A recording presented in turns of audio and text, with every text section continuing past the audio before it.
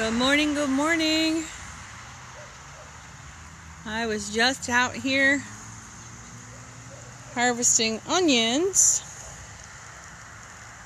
These are all white onions. Some are larger than others that I had planted up in there in that flower garden and the spaces between them. I also got a zucchini from my zucchini plant over there, but it's in my pocket and my hands are full, so I'm not going to pull that out. But I hope your Friday is going wonderful.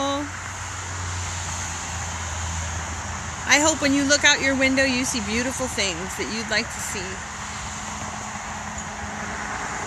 No, I do. And yes, I live on a busy road. But mostly it's during rush hour that it's kind of noisy, but I love the color. I love the color. And color is going to attract your wildlife. That's what's going to attract your bees and your butterflies and your flies and your wasps and your good beetles and your lady beetles, or they call them ladybugs. But color is going to make them all come and see what's going on. They're going to be like, hey, where's the party? I want to be part of that.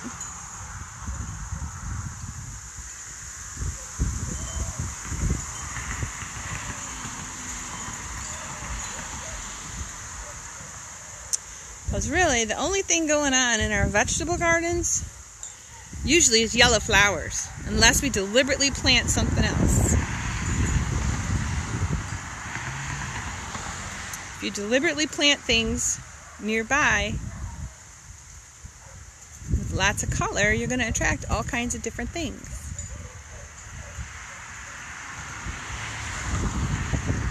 And one of the super cool things is that you're going to attract bad predators and good predators.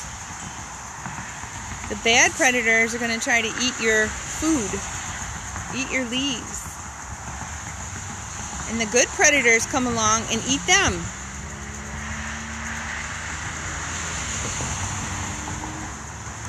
So 2 examples that come to mind right away are aphids and ladybugs. The aphids want to suck the sap out of your plants,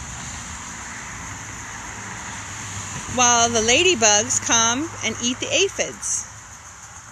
Super cool. Another one is the hornworm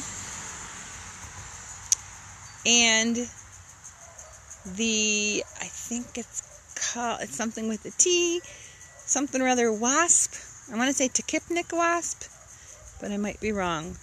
It's a tea wasp. It's a predator wasp that will come and lay its eggs on a hornworm caterpillar, and when the eggs hatch, the babies feast on the caterpillar and eat its guts out, and you don't have that problem as much or at all anymore with the hornworms that eat tomatoes and peppers. So, planting for wildlife to attract wildlife is good. Depends on what you want to attract.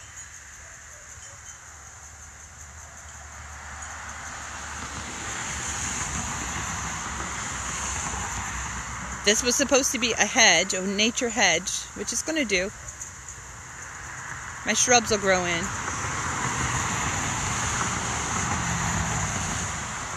And so in it I have pollinator plants. I have berry plants, like a chokeberry. Oh, that was a hummingbird. There's our hummingbird.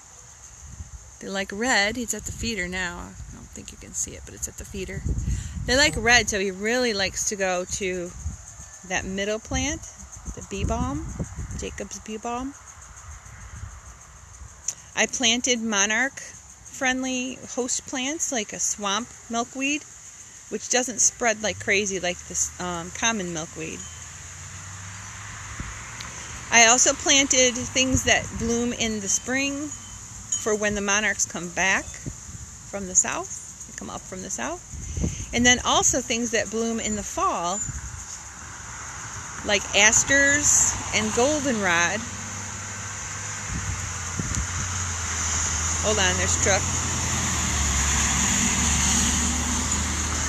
So the things that bloom in the fall, the asters and the goldenrod, that's for the monarchs when they travel back down south. By the time they get up here, they're on their third generation. When they come from here down south, it's a non-stop flight. They just keep going. And those are the ones that go to the warm places and mate to produce the next generation. So I want to make sure that they've got some fall food for their journey down, and then they have some spring food for their journey up. And I planted these berries in the front. I have blueberries, raspberries, and blackberries. And those are supposed to be for the birds. And they're going to grow in and fill in. And I don't mind. That's okay to me. They're way out front, and they're going to enjoy this feast out front. And hopefully they're going to leave my stuff in the back a little bit alone, because they have an area where they can be. We did have baby bunnies that were born out front. There were 3 or 4 of them. But it's not a very good place for baby bunnies out here, because we own cats that are indoor-outdoor. And there are also a lot of other predators. We do have coyotes. We do have foxes. We do have hawks. And sometimes, I haven't seen one here, but sometimes nearby there have been eagles. And they love baby bunnies. So, unfortunately, those baby bunnies didn't quite make it.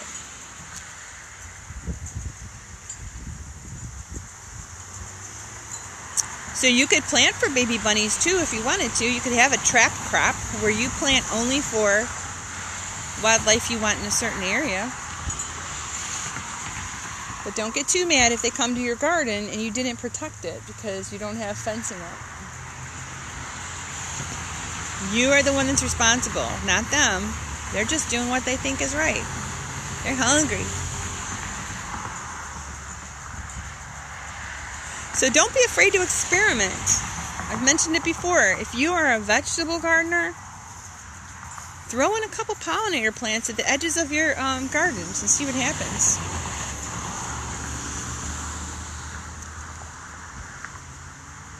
And if you're strictly a pollinator person, put in a zucchini plant. You got a bare spot somewhere in that yard that you want to fill with something. Put in a zucchini plant. Or throw in some onions. Or put in some potatoes. Something that you can get from the land that you know is fresh, doesn't have chemicals, doesn't have additives, and you have the pleasure of being able to harvest yourself. Experiment. Do a little bit of different things. I have, if you find a plant that's growing, like a volunteer, growing maybe where you didn't plant it, if it's in a good spot, leave it be. Over by the telephone pole where my little wind guy's going, back there is a volunteer something squash. I don't know what it is yet, because I had planted a lot. But I'm going to let it grow and be who it wants to be, and then I will get some produce. I never, ever, ever want to worry that if I go to the grocery store, there's no fresh produce on the shelves anymore. We don't know what the future's going to hold. And I'm never trying to be scared, but I do want to be prepared. I do want to have something I could live on in my own yard. And you can do this too. If you have an HOA, think about putting some shrubs out front, if you're allowed, as like a wall.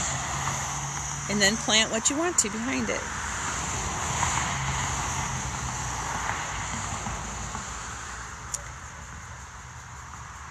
That's basically really where I wanted to go, is that color attracts things you would like in your garden.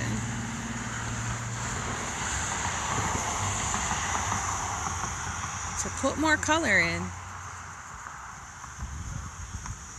Put more color in. Experiment a little bit. The worst that could happen is maybe you have too many zucchini. And then you got to leave them on your neighbor's porch. Don't be afraid to try something. Don't be afraid. You still have some time. You still have some time to plant some short growing, as far as the time period goes, short growing plants. If you want to try it, check and see how long. What are the dates to maturity? That's what you want to look at. The seed package, or the look it up online if you buy the starter plant, which is probably a better bet. Buy the starter plant and then see how long does it take to mature. We're almost into August, but you could be growing things in August and September and maybe even into October. We don't usually have a hard killing frost until October, mid-October. Mid-October to late October in our zone AB. Think about the times at Halloween where it'd be so cold the kids would have to wear winter coats. That would be the killing frost time. But right now you still have at least, let's see, August, September, at least 60 days, maybe 75 days where you can plant things. Definitely you can plant some cold crops if you like. And those would be like, I'll go into cold crops later. But put some color in your life. Put some color in your yard. Plant for people and pollinators. Plant for pollinators and people. And people. If anything, you get to know your neighbor. Maybe you didn't know your neighbor yet. But if you knock on their door with an armful of zucchini or a bag of onions or whatever else you're growing, I don't think they're going to turn you away. Anyway, happy Friday. I don't mean to put more on your plate, but I do want you to think about what you can put on your plate for later, for the future. This is Tammy Lowe, the Lazy Northern Gardener, and I just wish you a happy Friday of learning and growing. Learn and grow.